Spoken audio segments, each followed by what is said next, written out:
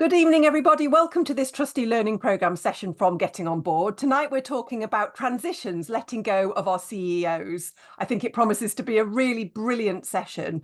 We were due to have Laurie and Claire presenting, but Laurie arrived and she was really unwell, so we've sent her home again. We've sent her under a duvet. So please be nice and kind to Claire, who's now flying solo when she was expecting to be doing this with a colleague. A little bit of housekeeping for me before we get going. So you will have seen that the session is being recorded. You will get access to the recording afterwards. You'll also get Claire and Laurie's slides. Please note that anything that you put in the chat on the recorder will be on the recording. If you want to ask a question that's anonymous, please send it directly to me, Penny, in the chat, and then that won't appear on the recording. The recording will also go onto YouTube eventually. That recording doesn't include the chat. You've been muted on arrival. Please stay muted unless Claire comes to you for a question. That just keeps the sound nice and clear for us. We've enabled closed captions at our end. So if you'd like the subtitles, please click CC or closed captions on your device. Please absolutely feel free to use the chat to ask questions and to share experiences, bearing in mind what I just said about the chat appearing on the recording. What we're going to do is we're going to turn the recording off near the end of the session so that you can ask questions without them being recorded. And anything you ask once we've turned the recording off that won't appear, even if it's in the chat, that won't appear in the recording. And then a final thank you to our sponsors, Charisma, Starfish, TPP, Peridot and Diversifying Group. They're all trustee recruiters, trustee recruitment agencies, and it's thanks to their support that this session and others like it are completely free of charge. So we're very grateful for their support. So I'm going to now stop sharing and pass over to Claire. Thanks, Penny, and welcome everyone. Thank you for joining us. I'm just going to share my screen and hopefully you can see that. Excellent, I've got a thumbs up, that's really good. So the session today is going to be about letting go of your charity's CEO. We're going to run through a couple of points. We're going to talk about, firstly, how we can aim to have a constructive relationship between the board and the CEO. We're going to talk about, I keep saying we because I was expecting Laurie to be here. I'm going to talk about navigating when things go wrong, because unfortunately sometimes things do go wrong. First steps when your CEO hands their notice in, managing the transition, having a positive handover between CEOs, between the CEO and the organisation, and considerations, additional considerations when the CEO founded the organisation. As say, if you've got any questions as we go along, pop them in the chat. And also, sorry, I believe we've got a poll. I don't know if that's up now. It is up. Excellent. So hopefully that'll just be up. Here we go. So these are just some questions just for me, to get a bit of an idea of kind of who we've got in the room and what's going on for you. So I'll just leave that up for a second while I move on to introductions, because I think you can probably listen to that at the same time. So there we have the lovely Laurie, who is unfortunately not with us tonight, but I shall introduce her because this is a piece of work that we wrote together. And just so you know kind of who she is and what her credentials are. So Laurie has been an independent consultant for 26 years, during which time she has supported and enabled over 140 social purpose organisations to develop and deliver effective services and demonstrate their impact. She's worked with national, regional and local charities in a range of sectors, and contracts range from setting up an organisation's strategy to working up implementation plans, defining success and engaging the right stakeholders in this process. And as for me, I'm a fundraiser by trade. I've been in fundraising for 19 years now, and I've been a freelancer / consultant for the last 9. Also, alongside my fundraising work, I'm currently retraining as a counsellor.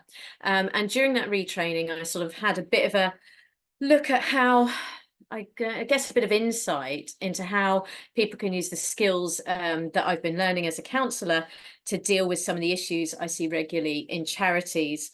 Things like empathy, unconditional positive regard, congruence, being true to yourself and true for the other person, and how that can help with some of the difficult situations I see charities struggling with.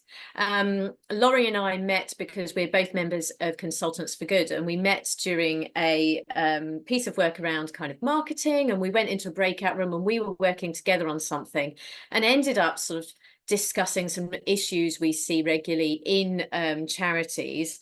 And then we said, well, we're not quite finished this work. Let's meet up again next week. And by the time we've met up next week, I sort of went, Laurie, I've been thinking about this project for a while and I just can't get it off the ground. I think I need someone with different experience to me. And I think what I need is someone with your experience. Laurie brings great governance experience, and I'm bringing that kind of mediation, working with issues, the background. Right, we're getting some poll answers here, which is really good. So we've got a real mix of how long CEOs have been in roles. So 46% 1 to 5 years, 17% 5 to 12 years, 25% 12 to 20 years, and 13% 20 plus years. This is something I notice happens a lot more in the charity sector than perhaps in the private sector, having really long tenures as a CEO. How prepared do you think your charity is for your CEO, or you if you are the CEO, for moving on? We have 0% very prepared, 33% a bit prepared, so that's quite good. It shows you're putting some thought into that. 43% not very prepared, 19% very unprepared, and 5% unsure. And how would you feel if your CEO were to leave in January? If they win the big Euro millions over Christmas and they're like, bye, I'm off to a desert island with zero Wi-Fi, I'm off. So we've got 50% worried, 15% scared, 5% secretly relieved, and 30% okay. So a real mixture of emotions. And I think it is something I always say to my clients when I'm in my counselling role, is actually it's totally okay to feel more than one thing at the same time. So here we've got single choice, but actually maybe if you were given the option, you would fit into more than one of those. You might be, actually, I'm secretly relieved, but I'm also worried. There's something that comes with that. Or you might be like, I'm okay, but there is an element of worry there. So, you know, it's worth acknowledging that feelings can coexist here and we can feel more than one thing. Right, let's move on then to the next slide. And I think if I click over to this one, your slides should all change too. Okay, so here we're looking at key elements for a constructive relationship, because obviously the thing that's going to be most success for an organization is to have a constructive relationship between the board and the CEO. And these are the points we felt would most help that. So number one is trust. There needs to be trust on both sides of the relationship. No one is going to be working effectively if they think the other person is trying to do something a bit underhand, trying to get rid of them, or maybe making their life difficult for one reason or another. And that goes for both sides. A CEO is not effective if they can't trust the board, and the board are most definitely not doing their job if they can't actually trust their CEO and there's something going on there. Good listening. So make sure you listen and actually hear what is being said, rather than listening with a view to saying your piece. So if your CEO is trying to tell you something and you're like, yeah, but I want to say this. Or equally, if you're the CEO and you're trying to talk to the board and they've just got another agenda and they're not really hearing what you're saying, that is not going to build a constructive relationship. It's about really taking the time to listen to the other person and understand what they're trying to say to you. Be supportive and look for signs of burnout. Burnout is a huge thing in the charity sector, I think. And if you think about it, it's really clear to see why. So many of us in the charity sector are really passionate about what we are doing. The work we do matters. It matters to people's lives, and we're making a difference to people's lives, which is fantastic. But it also means it's really hard to leave that at your desk at 5 p.m. and go home and just forget about it for the weekend, or when you're on your 2-week holiday, or whatever that might be. Or maybe you're feeling like you can't take that 2-week holiday. So I thought it'd be helpful just to go through a couple of things which would show someone is maybe at risk of burnout. Emailing late. I mean, sure, if you have an agreement that says, actually, I'm going to pick my kids up at 3 and then I'm going to hop back online at 8, and those are my working hours, that's one thing. But if someone is emailing at very late times and those are not their working hours, then maybe something's going on there that they're unable to switch off. They're unable to get on with their evening. Irritability, tiredness, lack of joy at work. If someone, every time someone suggests something, when someone's prickly, they're on edge, they can't hear anything without feeling a bit defensive and irritable. Those are signs of it. Those are signs that someone's not coping. And it might be that something's going on for them outside of work, or it might be that there is something going on in that workplace that is putting them in a place of dysregulation where they are unable to really communicate in that adult way to someone else. Something is going on for them that's making them not feel right. So be supportive, look out for signs of burnout. If you think someone is going to be close to burnout, speak to them, support them, let them know it is okay for them to finish their job at 5 p.m. It is okay for them to take a break. Make sure you have a learning culture. No one works well if they think they can't make a mistake, because there is a blame culture. Mistakes happen everywhere. None of us are immune to it. So make sure, if you want that open relationship, that good communication between board and CEO, there needs to be trust that people aren't going to be turfed out on their ear at the slightest mistake. Now, that doesn't mean that all mistakes are okay. Of course, there is accountability, but you can't have someone working in an environment where they think, oh God, anything I do here is going to have me out on my ear. And make sure you have a clarity of role. Make sure you both know what your roles are and that they're balanced well between you. Who is strategic? Who is operational? Don't both try and do both things all the time. You need to separate them. You need to work out who's doing what. Just before we move on to the next slide, Penny, was there any questions on this one that have come up? No questions, but Shelley made a helpful comment about board needing to be supportive, but not patronising or demoralising. Yes, very good point. Yeah. Get that balance right, definitely. Right, navigating when things go wrong, because unfortunately sometimes they do. So firstly, the board needs to step up and understand their role as employers. I hear sometimes of stories of people where, I was speaking to someone the other day and they were like, oh, the board almost seems scared to say, actually, this isn't right. And you need to understand you are the employers. And that doesn't mean you have to be awful. It doesn't mean you have to come in heavy-handed, but you do need to step up and deal with the situation, because there is more than the CEO involved in this organisation. There are staff, there are volunteers, there are service users, and it is your role to understand that you are ultimately the person making the decision.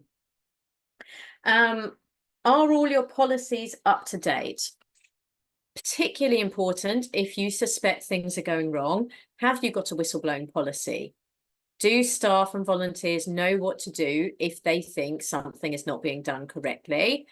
Do you have a disciplinary policy? So if you have a staff member that isn't working as you would wish, there needs to be a correct process. We're saying you need to step up and understand your role as employers, and that involves actually dealing with things in a correct manner and going through a correct process. Are you monitoring CEO performance and organisational effectiveness? Those are two different things. You're going to have KPIs specifically for the CEO that you're going to want them to achieve, but also what is your organisation trying to achieve, and are you doing that? And if one of those things isn't working out, then you need to kind of think about, actually, we need to step up. We need to understand our role. Is our organisation achieving what we want? If not, then what are we going to do in this situation?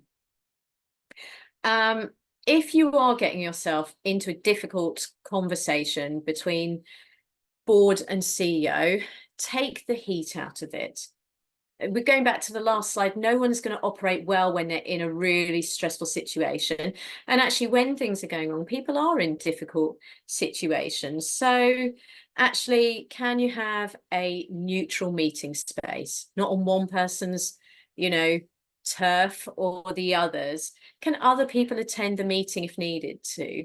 If someone's feeling quite stressed in that situation, how can we make this where everybody just feels okay to even get up to the table and talk about it? And I'd really urge people, if they're having a difficult relationship, to consider mediation. I think too often people think we've gone past that point. It's really difficult. The relationship's broken down. Things have gone wrong. That's it. I must leave. Nothing can be done, or they must leave, depending on which side of the fence you're on. But actually, things can change. Sometimes you can get back on track together, and that's always better to at least try that, try and move on together, rather than just kind of cutting my losses, I'm out of here type thing. Penny, any questions on this one?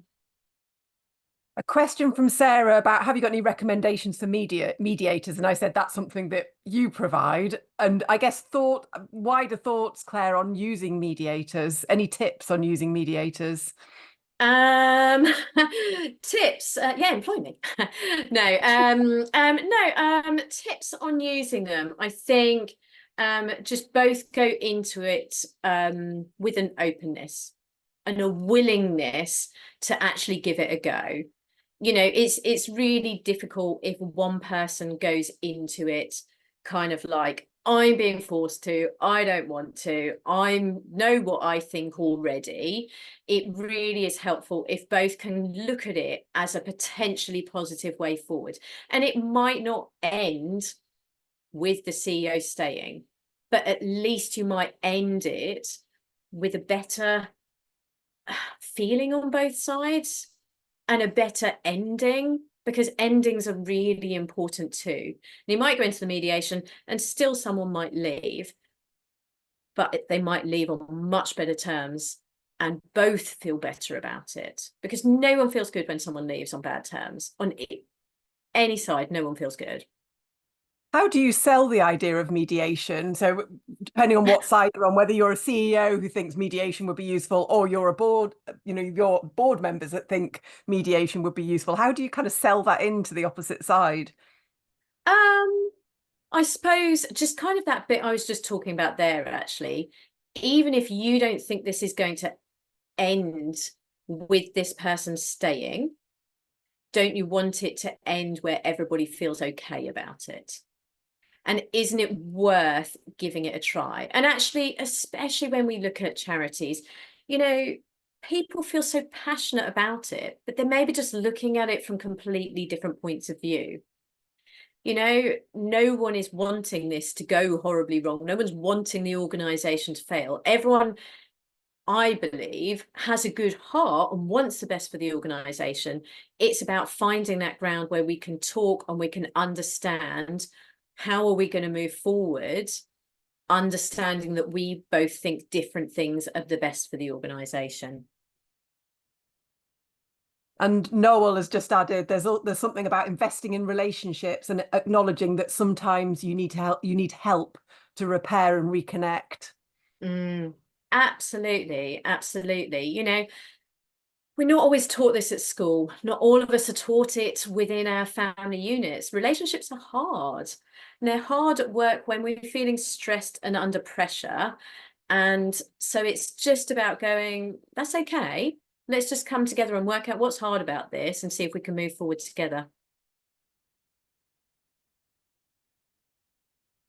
Right, I'm just going to go. Right, first steps when your CEO hands their notice in. So if you've got to the point where your CEO is moving on. So number one, don't panic. Yes, it's going to feel quite worrying. I'm trying to think back to that poll we had at the beginning. You know, lots of people feeling worried, people feeling maybe unprepared. Panicking never helped anyone. So just think it is what it is. Let's have the conversation and call a board meeting. Obviously, this can't wait. If you've just had a board meeting, you're not going to wait, even if there is a long notice period before your CEO moves on, it will go before you realise it. So an extra board meeting needs to go into place straight away. Look at the role description. Does it accurately represent what your CEO does? Was your CEO actually doing what was on that job description, or were they doing about 5 other roles? We often find this, you know, the CEO role involves all these points, but they're also doing a little bit of fundraising and a bit of this and a bit of that, and they're also helping with this and they're doing everything else. So does it accurately reflect what your CEO does? Hopefully, you will be in a place where you have a good relationship with your CEO. Maybe you've gone through mediation, maybe you've done some other stuff, and there will be lots of open conversation about this. Next, ask yourself some questions about what you want and what you need, especially if your CEO has been in place for a transformational time within your charity or a long time within your charity. Maybe what you needed when they came in is not what you need now. Maybe now you need someone who has a different skill set, who is going to take you in a different place to a different place. So maybe the person that got you from A to B needed a particular skill set, but the person that's going to take you from B to C needs a different skill set. So what do you want? What do you need? And therefore, having looked at that role description, do you need to have something slightly different in there? Does the charity structure still work? If your CEO has been doing multiple jobs, are you going to need to take on additional roles? Are you going to find that in a new CEO? If you want something different, will you then need, you know, maybe you've got a CEO who's been really operational, but now you want someone who's a bit more strategic, who's going to do something different. So therefore, do you also need an operational manager, an operations manager, to take on some of that other stuff, and also to consider how and where will you recruit. So there's lots of different places where you can recruit CEOs. So where is going to fit what you're most looking for? And last point on this slide, how will you manage the notice period? What are you going to do with that? So often, with a higher role, you might have a longer notice period. You might have the luxury of a 3-month notice period. Not everyone does, but if you do, what are you going to do within that 3 months? How are you going to make it work? And on the next slide, we've got kind of managing transition. So I'll talk a bit more about how we manage that notice period and what we want out of that there. Any questions, Penny? There's a few, and just to let people know, I'm holding on to some of them so that it just flows Claire's order. But the immediate one Jane has asked is, should you involve the CEO in reviewing the role description? I think so. Yeah, if that relationship is good, 100%, because they're the one that have been doing the job. Now, the bigger question of whether you want the same thing again, maybe not, but maybe it depends how that relationship goes. But yes, if you have a good relationship, absolutely ask them, what have you, I mean, not in a what have you been doing way, but as in a, it does this represent what you have been doing? Do you think there's something missing out of here that is a big part of your role, or even a small part of your role, just a part of your role? Right, I'm going to assume then that we're moving on to the next one, and the other questions are holding back. So managing the transition.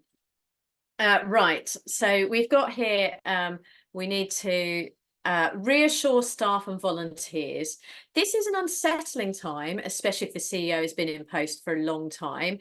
And even if everything is fantastic and the relationship is really good, then it's still unsettling, even if it's just, you know, a lovely, we knew this was coming and now it's finally happened, it's still unsettling. People don't know what to expect, you know, when the next person comes in. Acknowledge the need for the board to be more visible. They need to make themselves available to staff. We're not a, you know, I say we because I am actually a trustee as well. But we're not just a scary board who don't understand the charity. Make yourself there available to people if they want to ask questions, if they want to understand a bit more about what is happening. Look at capacity within the senior management team for essential tasks. Are there things that you're really worried about not happening that someone needs to take on? And if so, who is the right person to do that? And this is a big one for me. Do they need additional remuneration for that? I'm not a believer in people just piling work on people for the experience. It's helpful for you in the future. Actually, if someone's taking on extra work, then that needs to be acknowledged. And do you need an interim?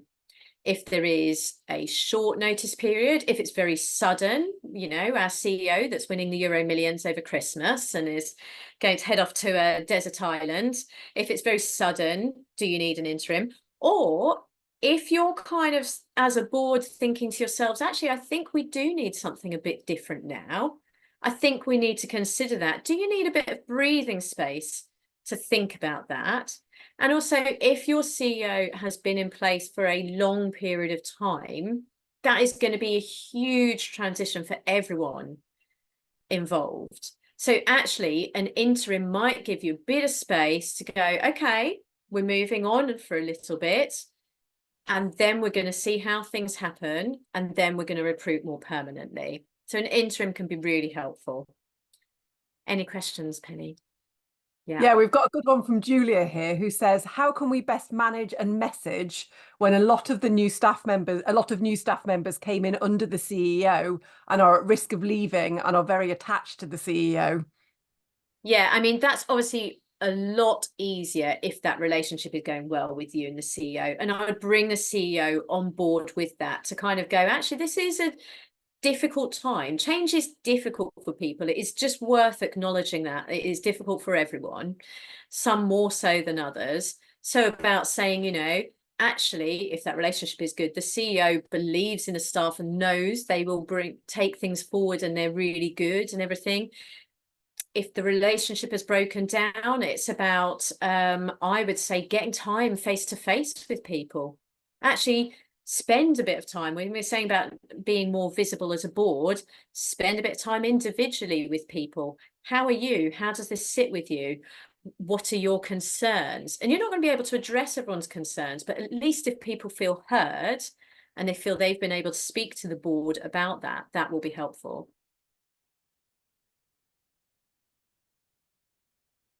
Any more questions on this one, or are we? No more on That's this one. good. Okay, excellent. Okay, positive handovers between CEOs. So I've got on here again about reassuring staff because it is just so important. It's about the board being there and going, don't worry, we've got this in hand. It is an unsettling time.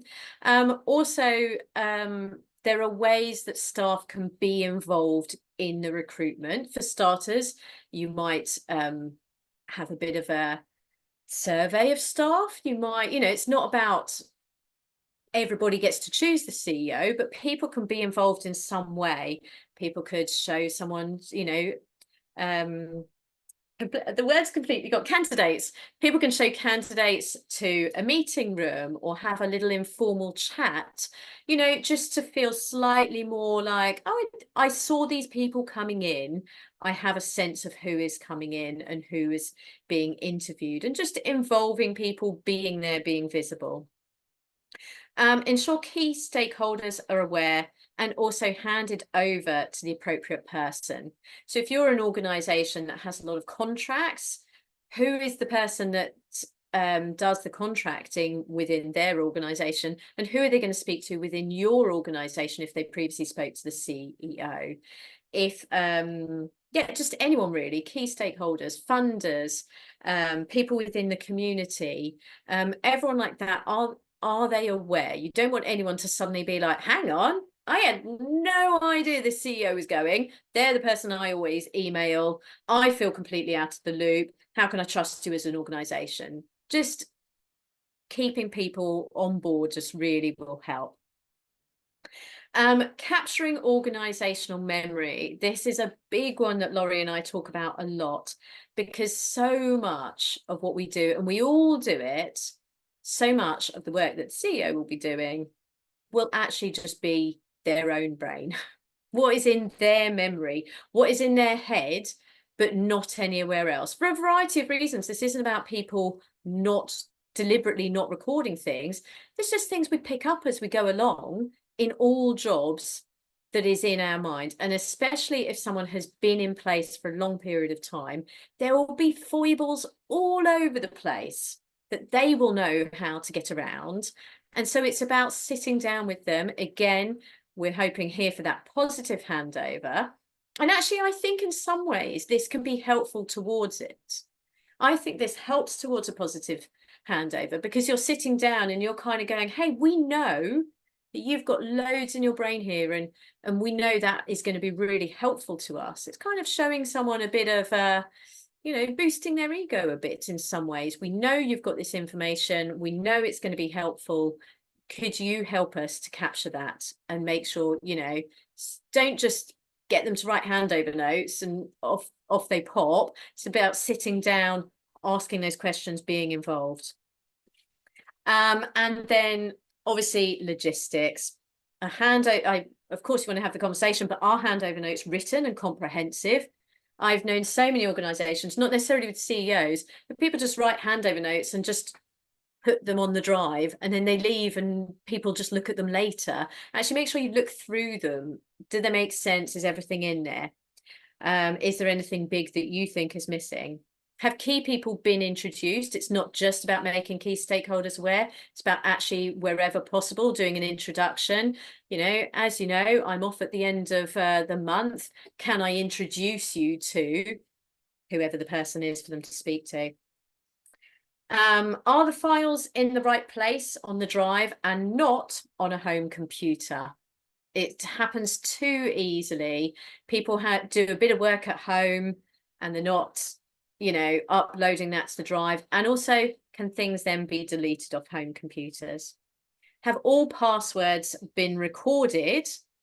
So, if your CEO is the only one that gets into Just Giving and then they leave and no one has their password, that can be a problem. But also make sure you change them afterwards. So all new passwords for everything that's logged in, and make sure you have a checklist here, because things can easily get missed. So just have a brain dump in that first kind of catch up between yourselves of what needs to happen, and make sure you have a checklist and you're actually going through it one by one instead of just assuming things will happen. Any questions? Joe asks, is there a useful tool or set of headings to capture organizational memory? Oh, we haven't written one yet. I don't know whether there would be another one online, but no, we are hoping at some point to write a toolkit for organizations to work through on this, so that there's kind of a, like a base level people can work through on their own. And then if they need a bit more help, they can come to us and speak to us. We'd really like to do that. And we're currently trying to find funding for that, because we think that would be really helpful. But at the moment, unfortunately, the toolkit doesn't exist. But yes, it would be, yeah, that would be nice for the future. I don't know if there's another one online. Just have a look, I guess. Caroline has said, we're doing Vox Pox, interviewing the CEO on a range of subjects before he goes and videoing it. So I guess that's one other way of doing this, isn't it? Yeah, amazing. And actually, depending on what some of those videos are, some of those could be messages for staff going forward. So going back to that question we had before about reassuring staff, if they've all been brought in under a particular CEO, how do they feel? maybe some of that can be reassuring to staff as well. And I wonder, Claire, on Joe's question, whether getting some examples from other organisations, asking people to confidentially share handover notes through a Kivo or a Cosvo in Scotland, or through the Small Charity CEO Facebook Yeah, group, or however yeah. you're already connecting with other trustees or CEOs, just asking for some examples, just Yeah. to kind of get the brain cells working. Yes, yes, yes. Oh, and why not try a bit of AI? I love a bit of perplexity AI. I usually sort of go, at the moment, this is my big thing. So I'll write something and then I'll go to perplexity AI and I'll say, do you think I've missed anything out? And it sometimes just sparks a little bit of a, oh, you could ask this and you could ask that. Always take it with a pinch of salt. Always come at it with your own, that works for me, that doesn't work for me. But it can be quite helpful for sparking off other thoughts and paths that you might not have thought to go down. Right, and then actually we're doing really well for time, which hopefully will mean a lot of time for discussion, which is what I was really hoping for, so people can bring their real examples to this. So moving on to considerations when the CEO founded the organization. And if I'm honest, this is 100% where Laurie and I started with this, because I have worked with quite a few organizations with founder CEOs.